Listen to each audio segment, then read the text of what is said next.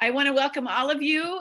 Willow is super excited to be hosting this event, but all of the villages, all of us people involved in activities talked about, and I just was the one who organized it with Paige. So I'm going to turn it over to Paige and let her tell you who she is, you guys, and we're super excited to have Paige. You. Paige, go for it. Well, yeah. You I apologize for any delays in my video and audio. I have some delays. Well, my name's Paige. I'm a PhD student in clinical psychology at Pacific University. I'm very, very interested in bringing some public health aspects to psychology and trying to make this knowledge a little bit more available. And also talking about some basic education of things like stress. Stress is really important to know about because, I mean, is anybody here not stressed? Yeah, exactly. It's something we all deal with to different extents, but we don't always know what to do with it. It can be really harmful if we're not able to kind of manage it in some way. So my hope is to share some information with you today about specific stressors that we tend to see in older adulthood, and then some specific ideas about how to navigate those stressors. Now, stress is something we experience across the lifespan with different age, right, shocking, but with different age groups in different parts of our life, we are more vulnerable to certain stressors. And so that's why I wanted to make one specific today about stress and aging. So let me share my screen with you.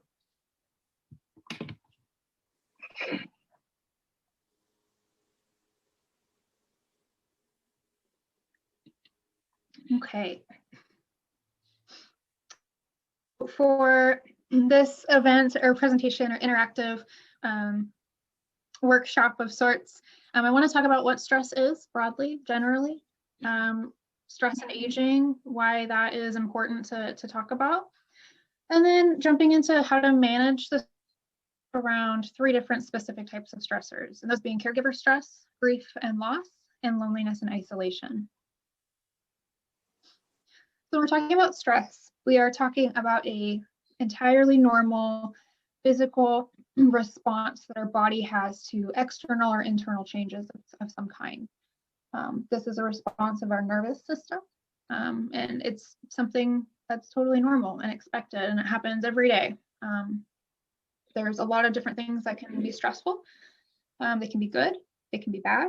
It can be anything from running late, oversleeping, not being able to get your internet to work when you're trying to connect to a meeting. It can also be something exciting, like maybe somebody in your family's, their family's growing, right? And so maybe you're adopting a pet. So these are exciting, but they're stressors. And so it's really important to talk about stress right now because there's a lot of things going on. And so the way I like to describe stress to the people that I work with, it's a metaphor I learned from a supervisor. Her name is Ruth Zuniga, so I want to give her credit for that. She describes stress as kind of being like water in a glass. So if you're to imagine your capacity to hold stress as being an empty water glass, and as you experience stressors and you go through your day, your glass is filling up a little bit. So let's say you just have your daily stress there at the bottom. I put it in blue, that bright blue. That's your daily stress. It's just little things that happen. Maybe whoever you live with is just on your nerves a little bit, or your phone is just not holding a charge and you're not able to call the people that you're wanting to call. So your glass is, it's that full. But then there's also the stress of being in a pandemic right now. So that comes with its own unique stressors, and that's more water in your glass. Maybe there's financial stress, especially around the pandemic. So that's more. There might be some family tension, some political stress, right? When you think about all these different areas that we're experiencing stress, our glass is almost entirely full. So that's basically saying that our ability to hold stress is at its capacity. So then there's these seemingly little things, right? Like little things where you might feel like you're overreacting to something that you really shouldn't react to. Maybe you're stuck in traffic, right? And all of a sudden you're just like, oh my gosh, I can't take anything else. You have reached your limit, your glass is overflowing. And then you have all of these other symptoms that come with it: irritability, depression, anxiety. You're starting to forget things more than you used to. You have headaches or tension. You start to have health problems, maybe some like abdominal pain, or gastrointestinal distress. And all of these things are related to stress when we're not able to empty it out as much as we're filling it.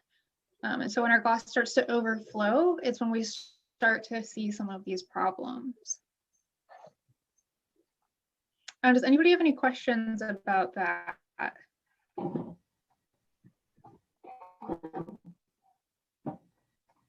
Okay. I just want to invite you in case you didn't want to interrupt. So like I was saying, stress is something that we experience across the lifespan all the time. There's unique stressors at every point in time. So we are more likely to experience these specific stressors during each developmental period of our life. And then as well as we're moving through our life, there's social expectations that change.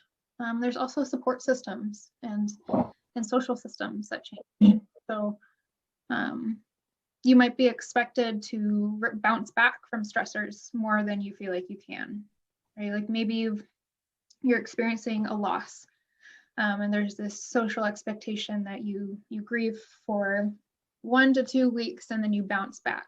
But that's not always realistic. That's not giving you the support you need to manage this really unique, difficult stressor. And then on top of that, right now, there's pandemic stress, there's political tension in our country, and there's all this stress of not knowing what's going to happen next.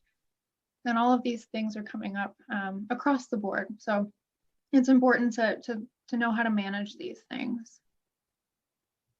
So I want to start by talking about something called caregiver stress.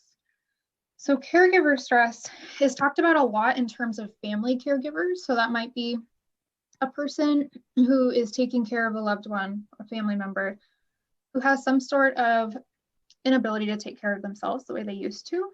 So maybe it's a parent, maybe it's a child, a sibling.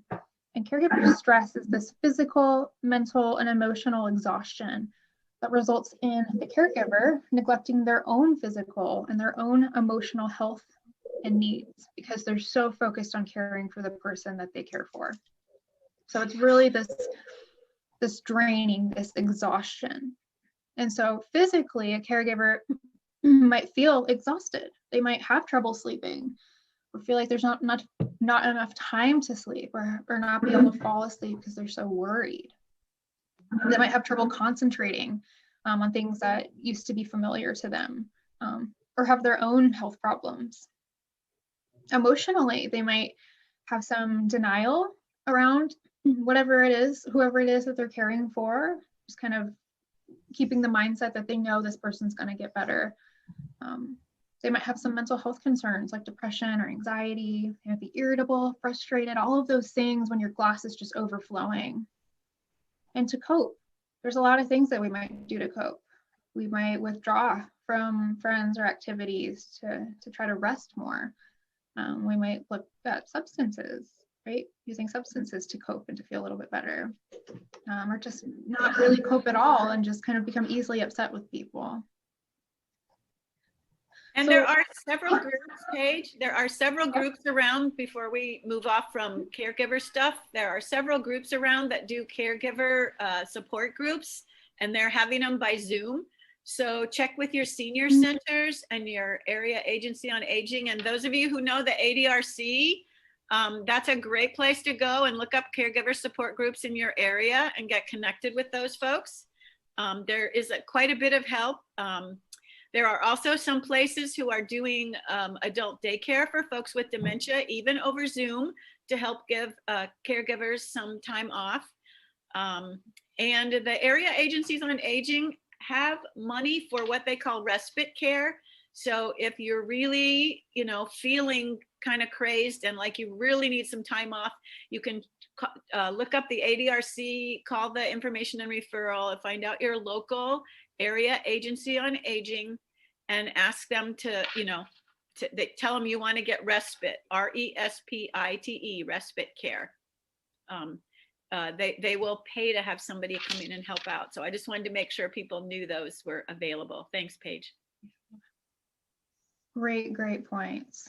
Wonderful. And also, our Oregon Care Partners is a great website with lots and lots of training for caregivers and lots of things about self-care and lots of things about how to work with different people. And you can meet different people on those Zoom classes to connect with. So that's another one, Oregon Care Partners. There's lots of free training and free webinars and things like that. Sorry. Perfect. I appreciate it. You know all of the local resources. It's valuable information.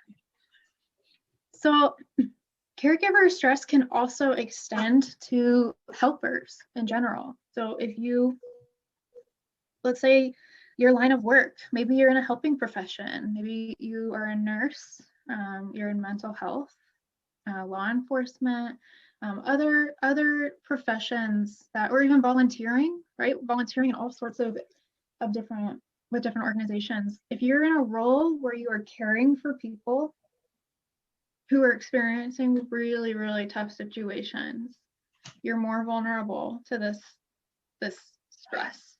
And so we can also call it compassion fatigue. Compassion fatigue is used to describe the emotional strain and kind of heaviness and exhaustion of exposure working with people who are suffering from the consequences of traumatic events. And so it's also called vicarious trauma or secondary trauma. It's essentially when you unintentionally take on kind of like secondhand trauma from working with people who are just having a really tough time. And kind of similarly, but a little bit different, is burnout. Burnout is this cumulative exhaustion, emotional exhaustion and withdrawal that comes not from this trauma-related like experience, but it comes from time. So if you're to think about compassion fatigue can be onset pretty quickly. If you're working with somebody who is experiencing something traumatic, you can take that on relatively quickly. Burnout is cumulative, it's accumulated. So it's something over time that builds up and slowly just your cup starts to overflow. I just want to check the chat really quick. Okay, great resources. So not all of you might be experiencing caregiver stress, but it's not mine, but I have a link I will put in the chat right now to a caregiver stress and wellness self-assessment. That's great. Thanks, Paige. Awesome. Yeah. And then there's also a PDF version that I'll send in the chat if that is preferred. So this is something that you can just kind of look at, get an idea of where you are, where you're at, how you might be experiencing caregiver stress and maybe not even be aware of it. And kind of coming off this idea, I adapted this slide. This comes from the University of Washington, has a caregiver benefit scale. So this is like a survey or a measure that they would give. And it's about focusing on the gains, because caregiving and stress can take a lot from us, but we do it for a reason, right? And so this idea is actually supported by research, and it's actually supported. A lot of the research comes from nurses. So nurses who are able to focus on the gains are a little bit more resilient and have less stress around this. So it goes the same with family caregiving. So if you're to think about how much does caregiving help you appreciate what's important in life? How much does it help you find new strengths in yourself or become more patient or more accepting? How much has caregiving made you a better person or helped you put your life in perspective or made you stronger or a better advocate for the people that you care for? So there's all of these gains that come with this role. And so if we're able to focus more on those, it's kind of like building a gratitude practice. This idea that our brains have this built-in negativity bias. It's adaptive. It's helped to keep us safe for, tons and tons of years, to just really be on the lookout for predators that might be coming to get us, is to focus on this negative part in life. But over time, it's become somewhat now we focus a lot on the stressful things and the bad things. So this is about shifting. It's not about saying it's never going to be stressful, but about saying yes, and there are these gains, and focusing around these gains, and kind of where you're being able to grow from. So caregiving often comes from some sort of internal intrinsic motivation, whether it's like a genuine concern for a loved one. And so this can actually have some sort of stress buffering role it can actually play in a biological level. And I think, Paige, we just need to be careful. There's a pretty loose definition of caregiving. A lot of you may not feel you're caregiving, but just supporting your friends as they go through things, or supporting yourself or your family, though that can all be a type of caregiving. We're not, you don't have to specifically do what we normally think of as caregiving, but just, being a supportive person for somebody who's going through things, or, as we're all aging, we're learning different things about our bodies and stuff. So, and anybody who's supporting anybody else doing those kinds of things is really considered a caregiver. Okay.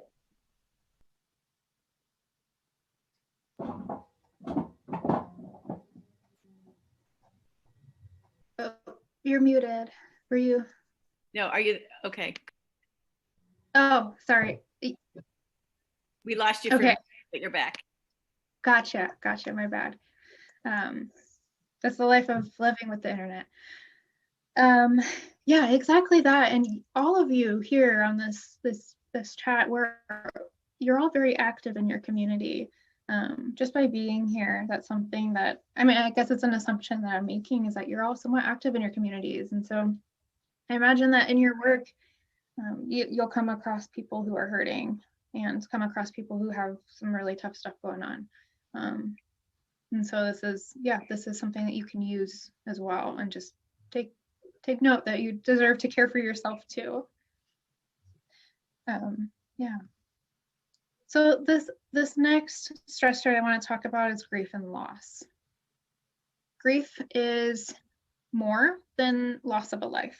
That is primarily what we talk about it as, and I don't want to undermine that at all. But I also want to acknowledge that grief can be the loss of a lot of different things.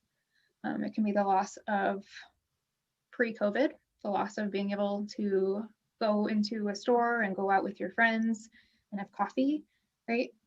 That's a loss. It can be the loss of a job, of a role that you used to have, a social role, the loss of a pet, the loss of a life, of a loved one. So grief is this normal process of how we react to a loss. And so it's something we have to adapt to. Then there's also this term, I just wanted to parse out some of these terms of mourning. Mourning is the process by which we adapt. And then bereavement is the period after a loss, when we are experiencing grief and mourning. And so there's a lot of terms that are used interchangeably. But circling back to this top one here, that grief is entirely normal. It's just this period of how we cope.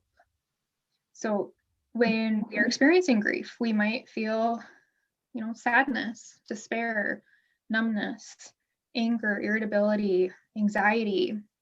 We might have difficulty sleeping, or we're sleeping too much. We can't concentrate as well as we could. So we can't remember things either. Changes in our motivation and energy. You might feel like you're going crazy, like you're just in a bad dream and you just want to escape from it. Or guilt around, like there's this idea of survivor guilt sometimes, that can be really distressing to folks who've lost somebody. And so this is, our bodies and our brains react to grief in the same way it reacts to a really, really strong, intense stress, because it is a stressor. It's something that we have to navigate delicately. And so I wanted to share I have on this side derailers and on this side healing. A lovely little way to, there's no way anybody would ever memorize any of these, but they'll be available in the slides. So these two ideas are specific to grief. So the derailers are these things that can get in the way of being able to heal. So some of these derailers might be kind of regret, right? So this doubt that you did enough, some self-blame, some embracing the idea that having intense grief is the only way to honor a loss. So sometimes people might feel a lot of distress around not experiencing grief in a way that they think they should. Having repetitive scenarios in their mind that are not helpful. Anger or bitterness. I think I just made up a new word, angerness. A lack of, or I guess an insistent belief that this was unfair. A lack of faith of adapting to a promising future, excessive avoidance of anything that reminds you of that loss, rejecting support from others, and then this idea of survivor guilt that stops you from living your life. So these are all things that are not helpful to us to heal, which would be to honor your loss and reconnect with your own interests and values, and ease some of the emotional pain. Getting to know those emotions, letting yourself cry when you need to cry. That can be really helpful for people to hear that it's actually okay to cry, right? To accept the grief and let it find a place in your life. I like to use this metaphor of, with the people that I work with, of grief kind of being like, instead of dragging around a really, really full garbage bag everywhere you go, eventually, which I know it's kind of rough to hear, but eventually you learn to compact it into just, like a cute little clutch that you can carry around, and you can set it down sometimes, but you take it with you everywhere, and you might forget about it every once in a while, but it's still there and it's really accessible, but it's not overbearing and overwhelming. So you learn to live with the reminders of your loss as well, instead of avoiding them, and integrating memories in meaningful ways that help you learn and grow. Having narrative stories to help understand and accept the reality of a loss, and then gathering with friends and loved ones, letting people help you, letting people support you. So these are the ones that would represent milestones related to healing. And so this is more indicative of a restorative path and meaningful path, feelings of competence and feelings of mattering and belonging.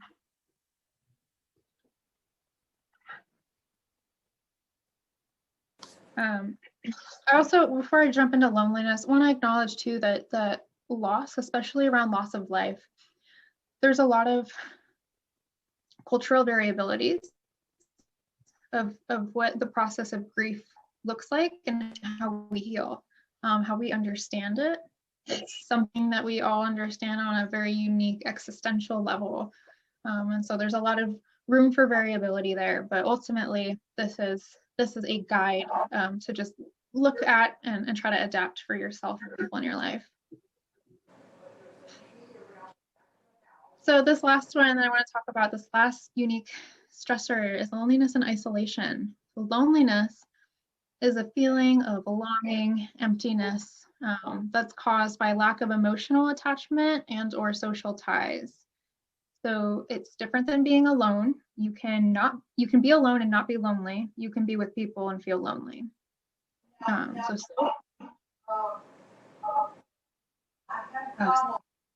So social loneliness is something that occurs when you don't feel a sense of belonging to a group or to like a partner. So even if you're in a partnership or you have a group of people, you might feel like you don't belong. That's a social loneliness. There's emotional loneliness, which is this feeling that you don't have relationships or attachment.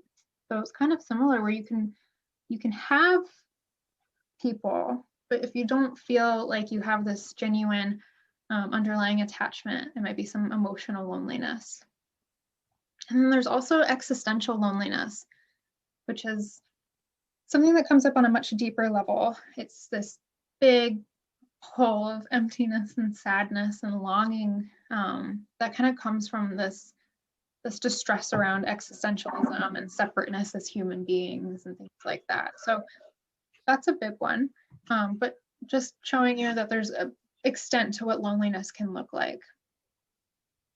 And then pretty big right now during times of COVID is isolation. So social isolation, it can be, different than even physical isolation, but social isolation is this absence of having supportive, significant others. Right now, a lot of folks who don't have partners or don't have people that they live with are experiencing kind of forced social isolation because when we're not able to leave our homes and be safe, then we're kind of limited in who we can see. So loneliness and isolation, they're actually associated with a lot of different things and health outcomes. They're related to impaired functioning, to reduced physical activity. We tend to be more, we just tend to sit or not move quite as much when we're lonely, lower well-being, and poor physical health too. And then loneliness also is a predictor of depression, of disease outcomes, or impaired thinking. So over time, it can really take a toll on our bodies, which is why it's more important than ever to foster social connectedness. So social wellness, on the other hand, is a really amazing health protective factor. People who are socially connected report, or in studies have been found to have a lower risk of dementia or cognitive decline in older adulthood. People who have greater social connectedness have reported greater physical and mental health as well. So fostering social connectedness somehow during this really, really difficult socially distant time is really important. We talked about it a little bit last week. We talked about how social connection is really important for brain health. There's a lot of different things that we can try to do right now, like coming to events like this, getting involved with local community organizations, having a book club. It sounds like y'all have a lot of different book clubs going on, and that's really amazing. And you can get on and talk about it together. Joining virtual exercise groups is one idea as well. Volunteering to call people who are socially isolated and trying to call them every couple of days or once a week or so. Joining other classes, online support groups, even going on socially distant walks with loved ones. Trying to do something to get outside and move as well if you can, if that's something that works for you. So I wanted to share some community resources, and I have no doubt that Suanne will have heard of all of these and have more. But here are some resources to connect with others. So all these numbers are just different support resources that you can call. And then I also added 3 links at the bottom. So this first one, the virtual companions, these are free virtual visits you can sign up for. And depending on where you're located and what's available, some people that can help you get tech support or help you even get groceries if you're not comfortable leaving. And then Well Connected by Covia. I actually volunteer with this during this period. So they, if you go to this website, you can sign up to join classes. It's kind of like a community center that exists for the entire country. You can call in by phone or you can join by video chat like this. And they have so many, like I want to say hundreds of classes available every week that you can join. And then there's also the Connect to Affect, which is just a social support service. And that's something you can search by area. So you can just search within your area and see what local resources are available to you.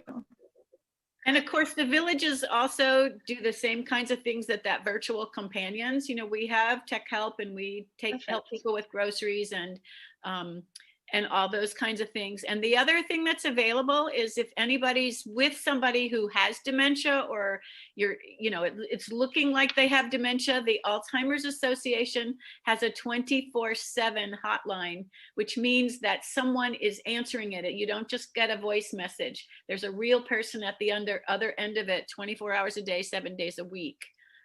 So you can find that on the Alzheimer's Association webpage.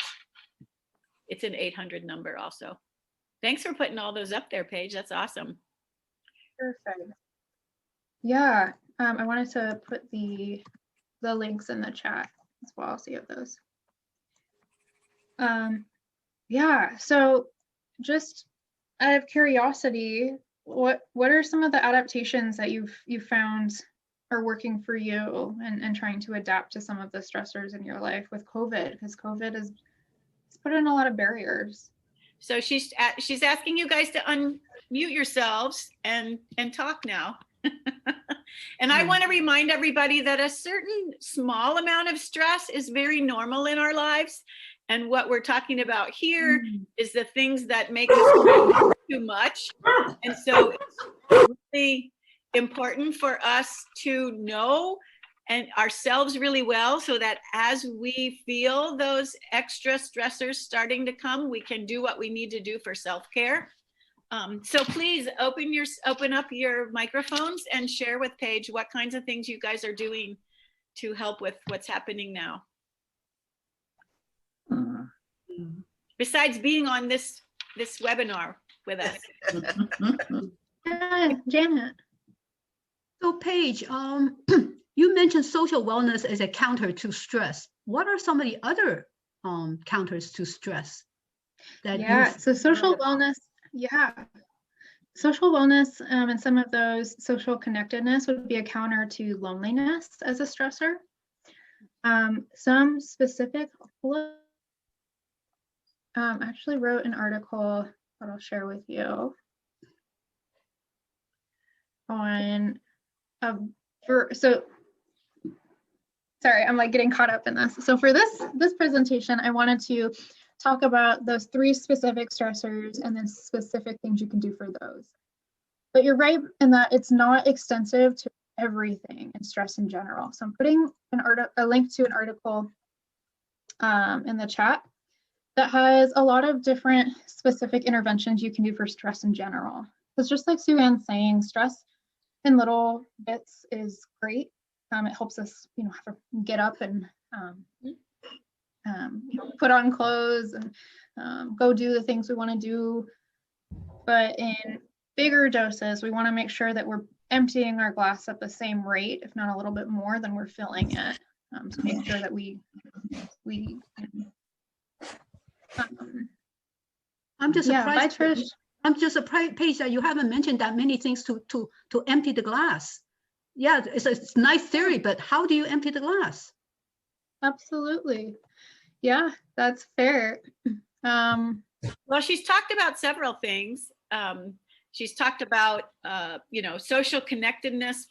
She talked about exercise classes, coffees, book clubs, walks outside, all those kinds of things, making sure, one of the things WLLO is doing is we're making sure people have buddies. If people need to be called, every other day or once or twice a day, we're sending note cards to people to check in. We're doing puzzle exchanges. Liz had her hand up there. I know you guys are doing other kinds of things. What else are you guys doing? Well, one of the things that we're doing is in our coffee hour on Mondays, they've started addressing various questions. And last week, the question was, what is your happy place? Where do you go as far as stress goes? And one of our members wants to play the piano, and that's her happy place. Oh. She has to name that tune on her Facebook every single day. You can go up and you can try and figure out what the tune is that she's playing. Another one of our members said her bedroom is her happy place. And for me, my happy place is I like to be in the sunshine and totally alone to read my book. And so if it's sunny, I will drive to the sunniest place with my book in hand and park the car and let the sun shine on me. And it really relaxes me. Great. And another thing is, we did the last couple of weeks, we've had someone from one of the villages was doing a meditation class. So, you know, helping people learn how to meditate and what that feels like. And I know that Paige also talked about a gratitude practice, you know, so those are all great things. Go ahead, whoever else has something to say. Oh, hi. I've been doing meditation, and I've been doing chair yoga and gratitude and self-acceptance, and I'm very lonely, and I just wake up in the morning and I can't believe I have a whole another day to get through. I walk, I do in the morning, I'm feeling better, but when I first wake up, I just feel like this empty place. Like, I know it's going to be a long day, and especially if I haven't planned anything. Just once the weather gets a little better, what's that? In a week or two, you can. There's a lot of places you can meet and social distance and sit around and chat or have a cup of coffee. Any of the parks, or a lot of places where you can really space out and talk to people face to face, and that shouldn't be too far away. I think in a couple of weeks, once the weather gets milder.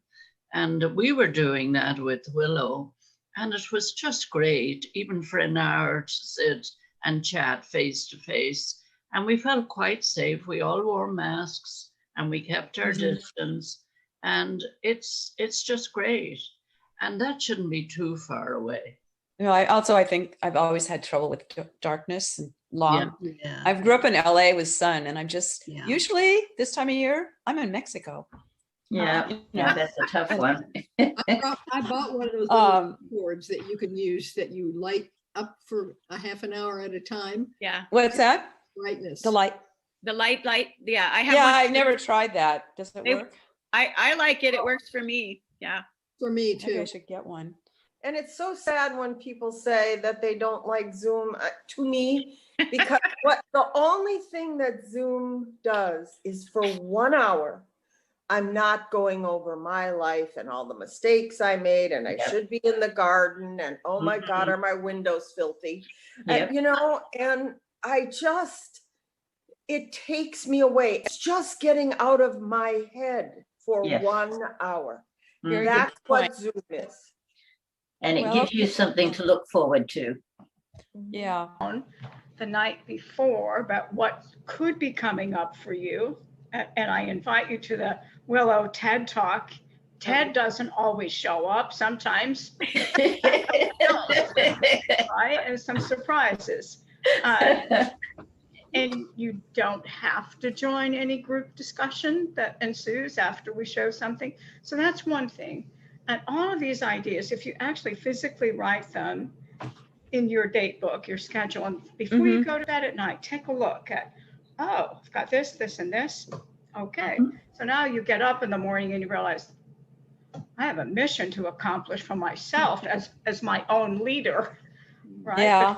I want to respect our time, and everybody this is awesome. This is what we want to happen on these conversations.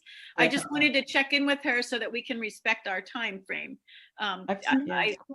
You guys are just great. I love these. I want to highlight and reinforce some of the things that you're all bringing up. One, about routines. I think Judith brought up the importance of routines. That's huge right now, is having something that we can look forward to and count on. It's really easy to get up and be like, well, now what? And so if we can schedule things in for ourselves, it really helps us get that boost. Another thing you're talking about, or maybe that I'm noticing, Liz, is that your whole face lights up when you're talking about this thing that you're really amazing at. You built a business. That's amazing. Suanne, I'll send you some other resources, kind of like what Janet was saying, of some more, or asking for some more tactical things that we can do for stress management. I'll send you some resources. For being here today. It was a wonderful conversation, and just really love that all of you came. Thanks so much. What a great time today. Thank you, Paige. Thank you. Nice meeting you all. Appreciate it. Thanks to all of you. Have a good weekend.